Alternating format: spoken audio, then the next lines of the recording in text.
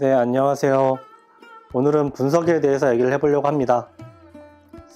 회사에서는 분석을 해라, 인사이트를 뽑아내라, 이런 얘기 굉장히 많이 듣게 되죠. 사소한 어떤 것들도 분석해서 가져와 봐, 이런 얘기를 많이 듣게 됩니다. 근데 좀 제가 과거에 했던 행동들을, 분석들을 한번 곰곰이 생각해 본 적이 있는데, 제가 굉장히 놓쳤던 것들이 많이 있었던 것 같아요. 그래서 그 반성하는 차원에서 이 컨텐츠를 남겼으면 좋겠다라고 생각을 했고요. 오늘은 그거에 대해서 얘기를 해보려고 합니다.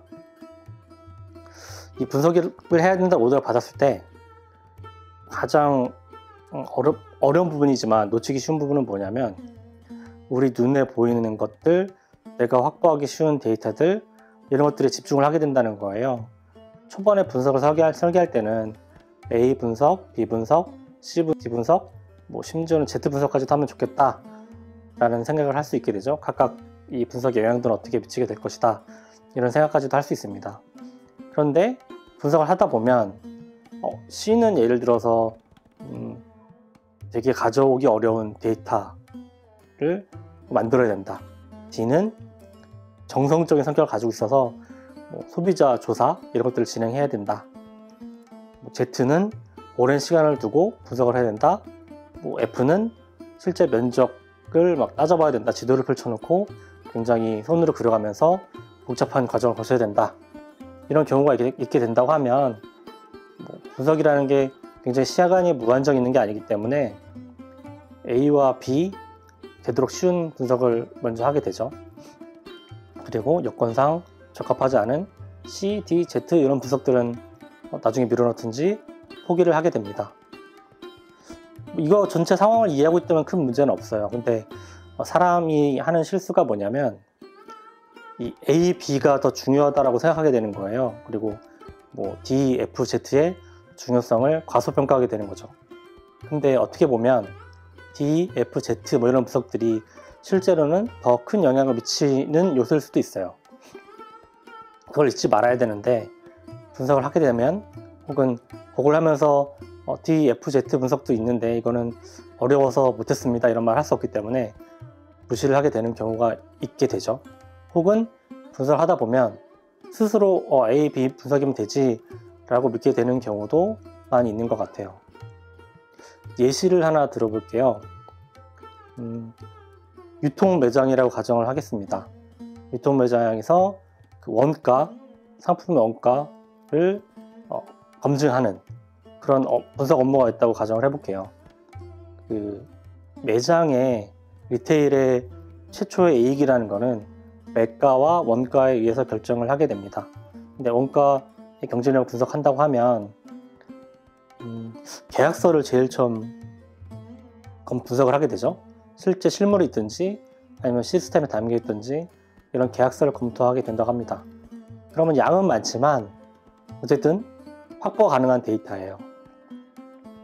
그래서 이 주로 분석을 하게 될 텐데, 여기서 놓치게 되는 부분이 뭐가 있냐면, 실제 영업활동이라는 거는 원가가 굉장히 중요한 부분을 차지하기도 하지만 이 영업활동 중에 일어나는 프로모션 활동, 재고 처분 활동 이런 것들도 있다는 거예요. 그래서 본다고 하면 실제 원가의 개선은 일부 일어났지만 프로모션을 축소한다라든지 매가를 높인 경우, 이렇게 될 경우에 최종적인 결과로는 굉장히 뭔가 경쟁력이 높아진 것처럼 그렇게 착각을 하게 될 수 있다는 거죠. 극단적으로 가정을 해볼게요. 원가는 동일한 상태인데 작년보다 프로모션을 축소했고 재고도 적게 매입해서 운영을 한 경우예요. 그러면 아무래도 상품의 마진은 훨씬 더 높게 나올 거예요. 상품 하나에서 확보한 이익이 굉장히 높게 나올 거고, 다른 것들을 고려하지 않는다고 하면 이거 계약이 되게 잘 된 것 같습니다, 원가 경쟁력이 올라갔나 봅니다 라고 추정을 할 수 있게 되죠. 그런데 여기서 보게 된다고 하면 이 원가를 경쟁력을 낮췄을 때 어떤 이득이 나타나냐면 두 가지로 나눠볼 수 있을 것 같아요. 첫 번째로는 고객에게 돌아가는 혜택을 크게 늘려준다 라는 결정을 할 수도 있고요. 고객에게 주는 혜택은 동일하지만 우리가 기업이 가져오는 이익을 극대화시킨다 라는 결정을 할 수도 있을 것 같아요.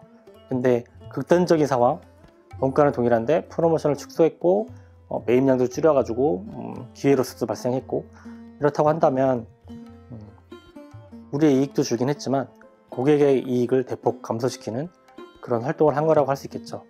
이게 바른 행동인가요? 원가의 경쟁력이 올라갔다 라고 인사이트를 뽑아낼 수 있는 결과일까요? 저는 전혀 아니라고 생각합니다.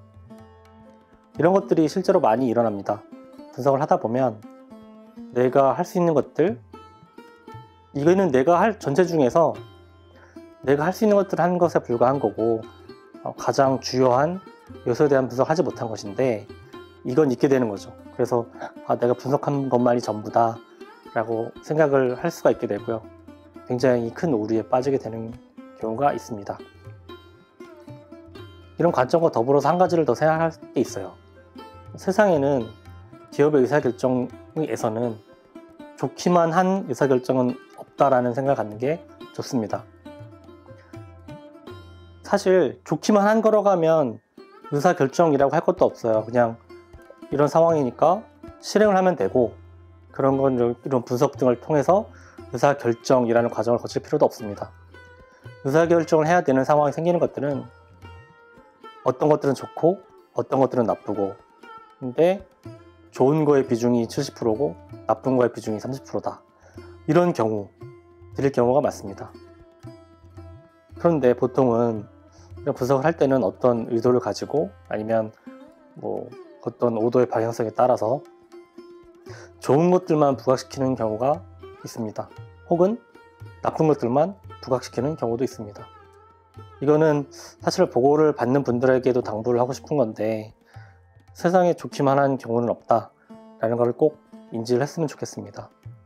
결과가 좋다라는 보고서가 왔을 때 요거는 인사적으로는 어떻게 영향을 미치는 거야? 물류에는 영향을 어떻게 미치는 거야? 재무적으로는 어떻게 영향을 미치는 거야? 세상에 좋기만 한 일이 있을 수는 없잖아. 어떤 악영향을 미칠 수도 있지 않아? 라는 관점을 꼭 가져주셨으면 좋겠습니다. 이렇게 할 경우에 사실 일이 굉장히 복잡해질 수는 있긴 하겠지만 나중에 발생할 큰 오류들을 줄이는데 굉장히 큰 도움이 되는 그런 관점이라고 저는 생각합니다.